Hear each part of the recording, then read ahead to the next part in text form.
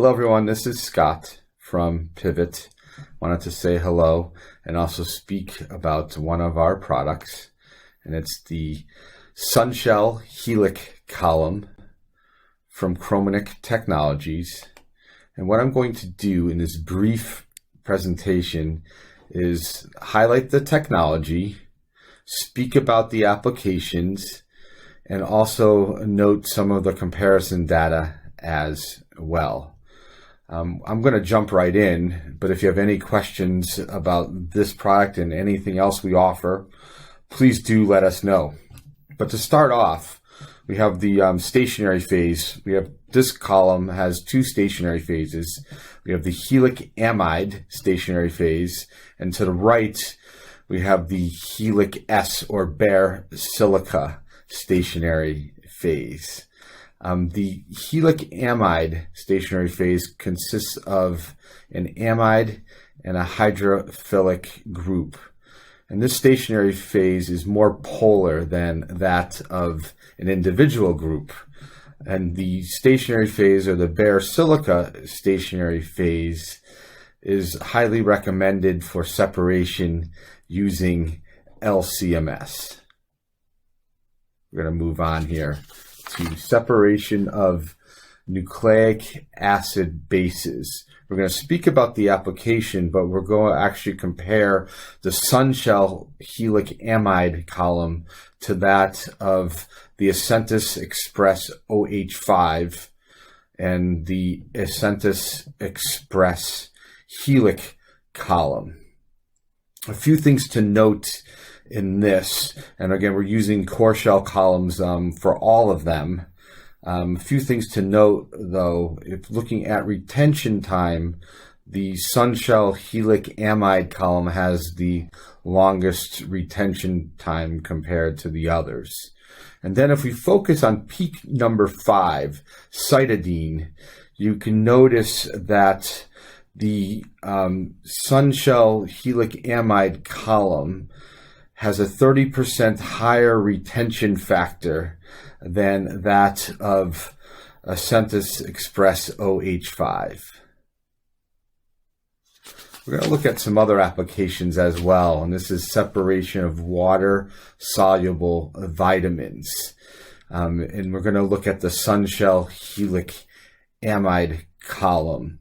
And the vitamins we're going to look at is peak number 1 is nicotinic acid, or vitamin B3 or niacin. Peak number 2 is absorbic acid, or vitamin C. And peak number 3 is pyridoxine, and this is B6, often found in meats, poultry, bananas, and avocados. But again, our goal here is just to highlight the capabilities of the HILIC-Amide column.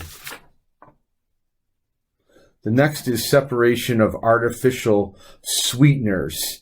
And you can see here, we highlight a few. Peak number 1 is aspartame.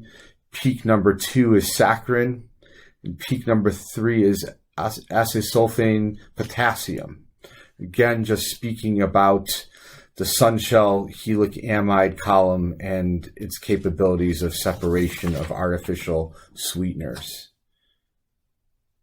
Next, we look at separation of glycosides, again using the HILIC-Amide column, 2.6 micron, 4.6 millimeter ID, 100 millimeter length.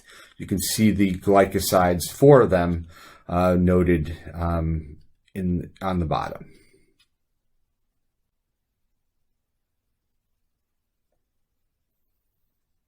Let's look at separation of melamine and cyanuric acid. Again, just showing some capabilities here. Peak number 1 is cyanuric acid. It's a component found in bleaches, disinfectants, and herbicides. And melamine is often found in plastic dishware. Again, just giving you some ideas of the capabilities of the HILIC-Amide column. Next, we're going to look at nucleic acid bases using the SunshellHILIC bare silica column. And again, we're just showing the capabilities of this with a mobile phase for mass spec.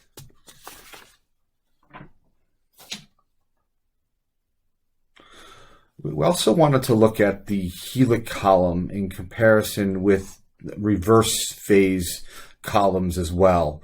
On the left, we have the reverse phase aqua column, and it's a 2.6 micron, 4.6 millimeter ID by 150 millimeter length. The mobile phase is 20 millimolars of ammonium acetate, pH 6.8. And to the right, we have the HILIC-Amide column, 2.6 micron, again, 4.6 by 150 millimeter length.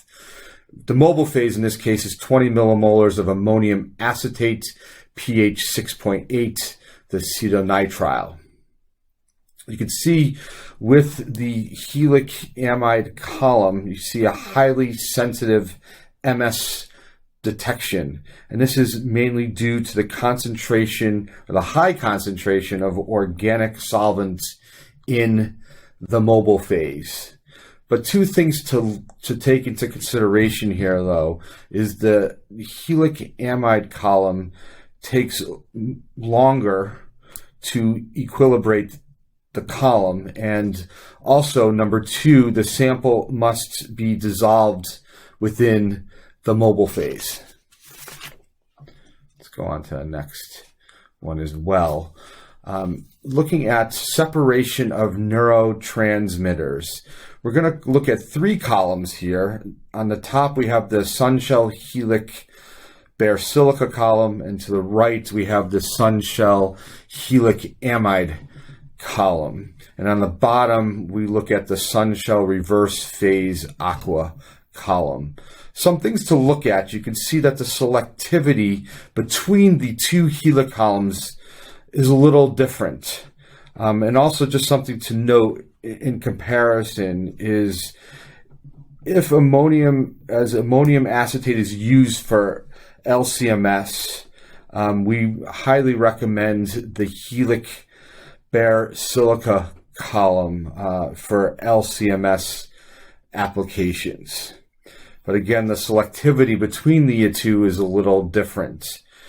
But also the separation with the Sunshell reverse phase aqua column is pretty good as well. But if you notice, the elution order is a little different comparing to the HILIC columns and the reverse phase aqua column. These are just some perspectives and some applications of the HILIC columns. We also have another application note that we will share that highlights some more comparative data. Thank you so much, and look forward to hearing your thoughts.